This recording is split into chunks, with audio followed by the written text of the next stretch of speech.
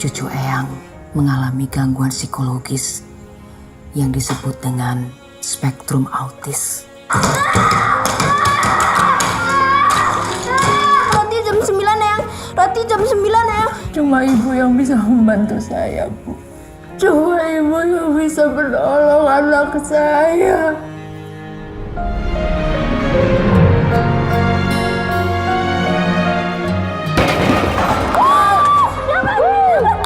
Raden sama Kinara tuh sayang banget sama Banyu. Aku tuh sampai terenyuh loh lihat persahabatan mereka. Oke, Banyu.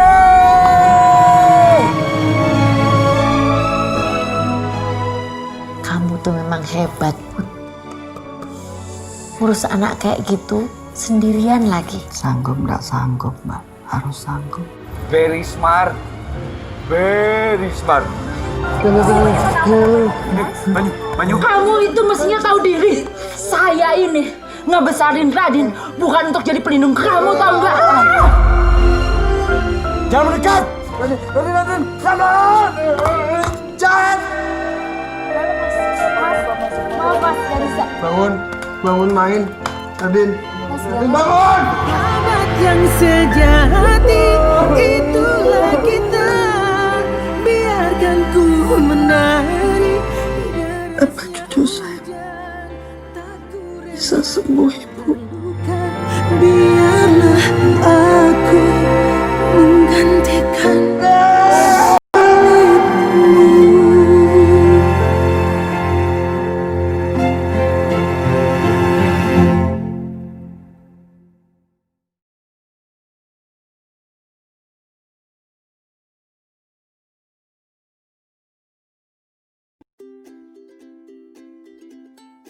Assalamualaikum warahmatullahi wabarakatuh. Di sini saya akan mereview film Dancing Train dengan teori pemrosesan informasi. Nah, yang pertama adalah biologi perubahan di otak memberikan landasan. Nah, di sini memang ada perubahan signifikan yang ada di Bayu. Dia sangat pintar, tapi dia adanya gangguan biologi otak pada Bayu sehingga menjadi sindrom autisme ini. Jadi dia sangat acuh kepada lingkungan, dia mempunyai dunia sendiri dan lain-lain. Yang kedua adalah pengalaman. Nah, di sini di menit 11.5 pengalaman yang diterima Bayu saat jam 9. Saat dikasih tahu saat jam 9 itu biasanya makan roti dan dikasih tahu sama eyangnya, Bayu ini setiap jam 9 otomatis bilang jam 9 roti eyang, jam 9 roti eyang secara menerus-menerus karena pengalamannya dia saat jam 9 itu makan roti. Nah, di sini adalah pengkodean. Di menit 15.30 di situ Bayu melihat ada novel hujan dan dia langsung mengkode informasi tersebut, dan setiap melihat hujan dan ketika hujan-hujanan dia bilang hujan air karena yang diterima pas pengkodean itu dia melihat hujan air. Nah, yang selanjutnya perhatian selektif. Nah, itu ada di menit 17.30. Di situ dia memperhatikan ayam dan dia mengabaikan di sekitarnya karena berfokus pada aspek pengalaman spesifik. Jadi saat dia melihat ayam kepanasan, dia langsung lihat, langsung bahasanya autofokus gitu ya. Autofokus pada ayam, dan meskipun ada orang yang berbicara kepada dia hanya fokus pada ayam tersebut. Nah, yang terakhir itu adalah proses kognitif. Nah, di sini berpikir merupakan memanipulasi dan mengubah informasi dalam memori seperti membentuk konsep, alasan, berpikir kritis. Nah, di menit 12.19 di situ Bayu melihat TV terus berpikir itu memanipulasi, mengubah informasi yang dia terima saat melihat TV tersebut itu ada kartun bebek. Nah, saat dia berpikir dia memanipulasinya dengan suara wek terus menerus gitu. Terima kasih, cukup itu saja. Wassalamualaikum warahmatullahi wabarakatuh.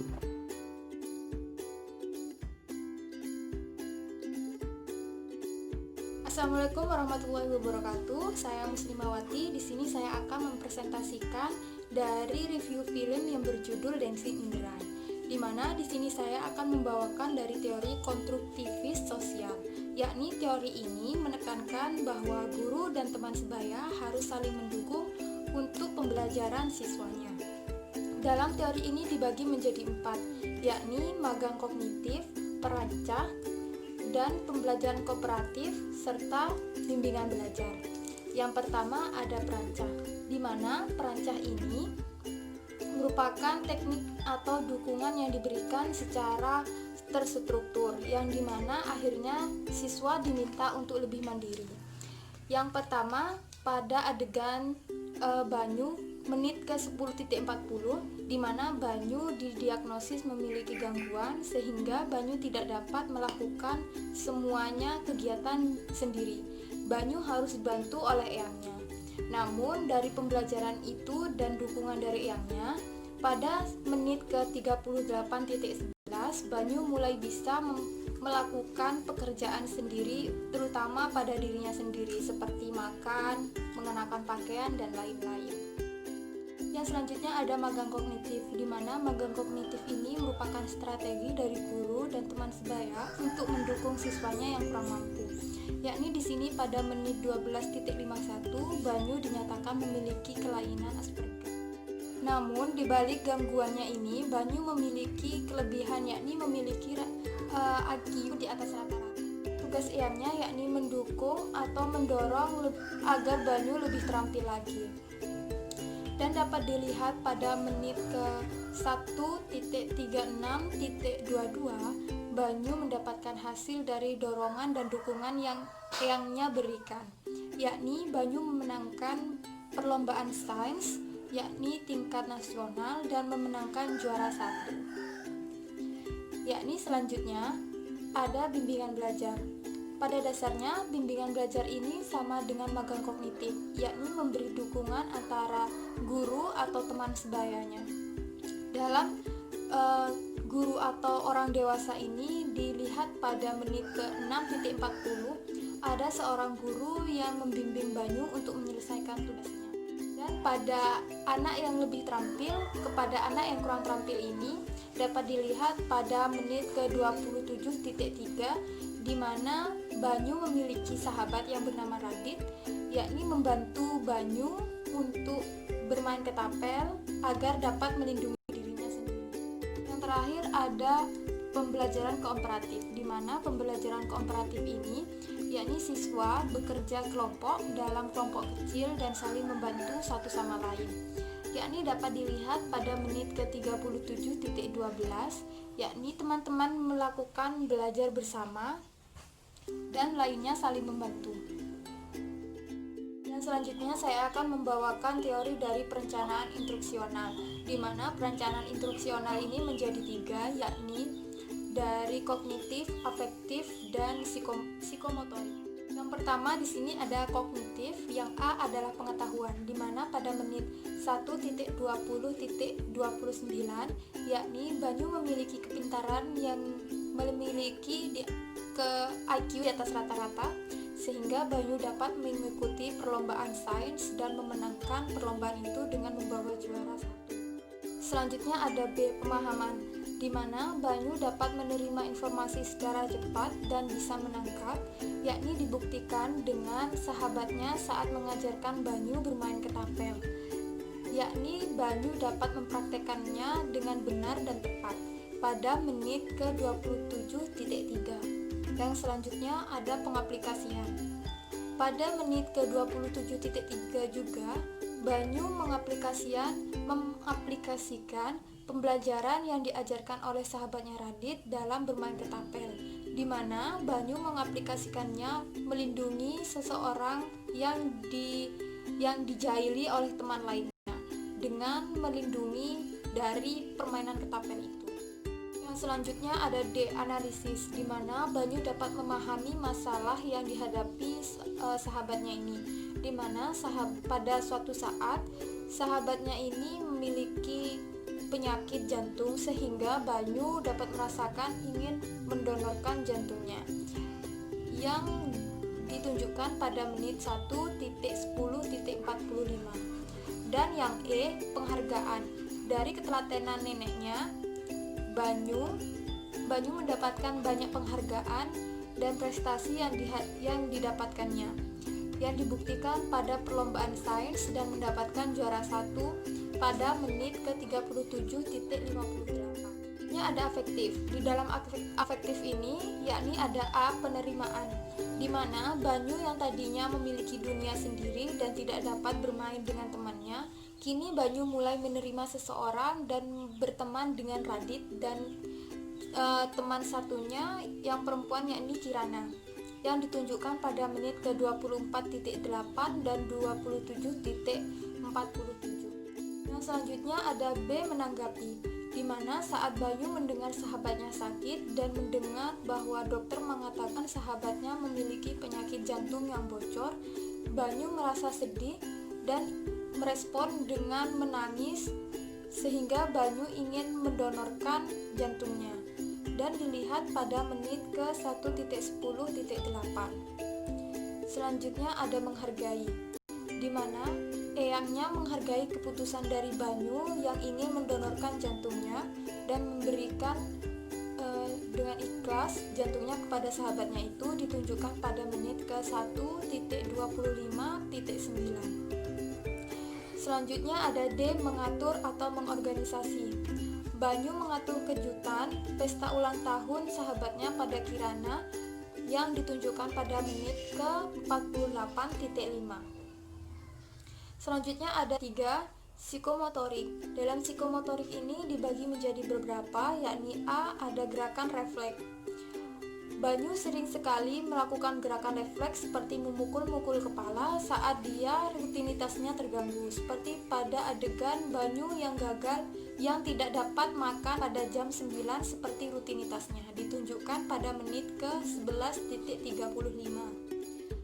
Selanjutnya ada kemampuan fisik, di mana Banyu yang tadinya lemah tidak bisa melindungi dirinya sendiri, namun kini Banyu menjadi orang yang bisa melindungi dirinya sendiri dan orang lain, ditunjukkan pada menit ke 27.3, di mana Banyu sedang melindungi Kirana yang sedang diganggu oleh teman. Selanjutnya ada gerakan terampil, di mana Banyu yang memiliki IQ di atas rata-rata, Banyu dapat menyelesaikan permainan Rubik dengan cepat dengan gerakan terampilnya, ditunjukkan pada Banyu di dalam mobil sedang bermain Rubik pada menit ke 14.40. Terakhir ada perilaku non-diskusi, yakni mengomunikasikan perasaan dan emosi melalui tindakan tubuh seperti melakukan menari. Saat Banyu melihat hujan, Banyu melakukan gerakan ini secara refleks dan menari di tengah hujan, yakni ditunjukkan pada adegan saat Banyu melakukan hujan-hujanan bersama teman-temannya pada menit ke 29.48. Sekian review dari saya, terima kasih.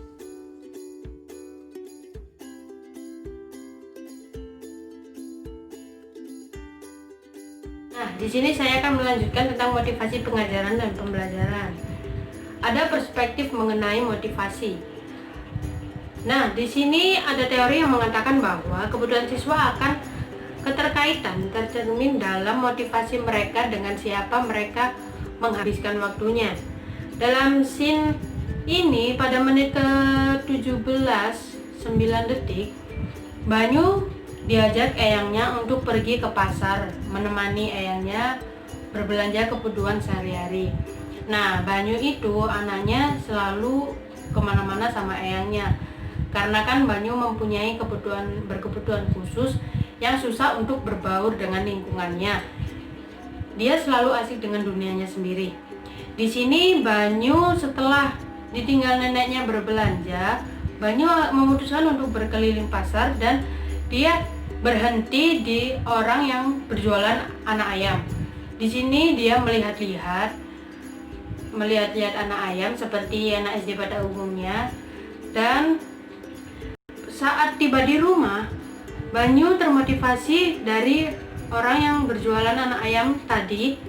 Dia mengambil telur yang ada di kulkas, telur ayam, terus diletakkan di sebuah wadah dan diletakkan di bawah meja belajarnya Banyu. Terus dia memberikan lampu di bawah itu, dan seperti yang tukang jualan ayam lakukan di pasar tadi. Banyu termotivasi dari tukang jualan ayam, bahwa nanti dia beranggapan bahwa nanti jika telur ayam yang dia ambil dan dia taruh di bawah meja belajarnya tadi dan dikasih lampu, nanti akan menetas menjadi anak ayam. Di situ Banyu termotivasi dari orang yang berjualan anak ayam. Nah, untuk yang kedua ada mengelola kelas.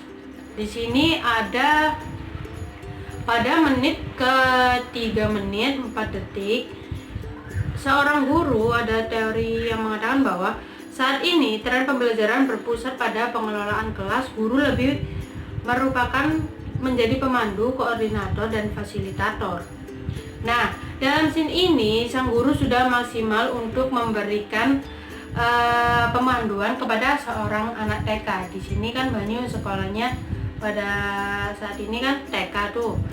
Di sini seorang gurunya itu sudah maksimal, dia memberikan bagaimana dia cara mengajar anak TK. Seperti biasanya dia memberikan sebuah nyanyian untuk agar anak-anak duduk dengan rapi dan tenang, memberikan seperti nyanyian kayak tangan dilipat gitu loh. Lupa saya lagunya. Terus ada memulai awal yang tepat. Di sini ada teori yang mengatakan bahwa salah satu kunci untuk mengelola kompleksitas kelas adalah untuk memberikan perhatian pada beberapa hari dan minggu pertama sekolah. Maksudnya itu memberikan sebuah bagaimana ya keadaan kelas ini, keadaan murid-muridnya. Nah, pada menit ke-7 10 detik, di sini sang guru memberikan perhatian khusus kepada Banyu yang dianggapnya memiliki sebuah tingkah laku yang berbeda dari anak lainnya. Dia selalu memperhatikan bahwa Banyu ini selalu menyendiri dan tidak mau berbaur dengan temannya dan melakukan aktivitas menggambarnya sendiri. Dia asik dengan dunianya sendiri. Nah, di situ yang dilakukan guru sudah tepat ya. Terus pada menit ke-7 41 detik, akhirnya sang guru pun memberitahukan kepada orang tuanya Banyu bahwa sebaiknya Banyu harus dibawa ke psikolog anak karena Banyu tidak bisa bersosialisasi dengan teman-temannya dan selalu asik dengan dunianya sendiri ya. Terus ada personalisasi ruang kelas. Nah, pada menit ketiga 21 detik ini ada teori yang mengatakan bahwa menurut ahli manajemen kelas Carol Weinstein dan Andrew McNeno, ruang kelas terlalu sering menyerupai kamar hotel, menyenangkan tetapi impersonal, tidak bisa mengungkapkan tentang orang-orang yang menggunakan ruang tersebut. Mungkin di sini cara mendesain ruang kelasnya itu lebih diperhatikan supaya anak-anak yang belajar itu menjadi nyaman ya. Di sini pada menit ketiga 21 detik, ruangan kelas Banyu saat TK ini sudah menurut saya itu sudah lebih dari cukup ya untuk sekelas anak TK ya, karena di situ terdapat warna-warni, terus sesuai dengan selera anak TK lah. Di situ ada locker untuk tempat menyimpan barang anak-anak, terus ada piala, ada foto-foto kebersamaan mereka di situ.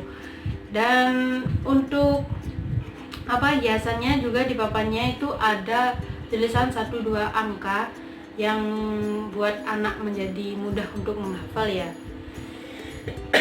Nah, pada menit ketiga 3 detik gaya pengaturan kelas. Dalam scene ini gaya kelas yang digunakan adalah gaya kelas model klaster. Sejumlah kecil siswa terdiri dari 4-8 orang bekerja dalam kelompok kecil. Pengaturan ini sangat efektif untuk kegiatan belajar mengajar. Nah, dalam scene itu terdapat bahwa kelasnya itu sudah efektif menurut saya. Kalau anak TK ya biasanya dikelompokkan, satu kelompok itu ada 4, ada sampai 5 kan. Bangkunya itu enggak kayak anak SD ya langsung menghadap ke depan semua, enggak, ini tuh sudah kompleks gitu, sudah bagus. Sekian presentasi atau penjelasan dari saya. Kalau kurang lebihnya ada salah atau salah-salah kata atau banyak kurangnya, saya mohon maaf. Terima kasih. Wassalamualaikum warahmatullahi wabarakatuh.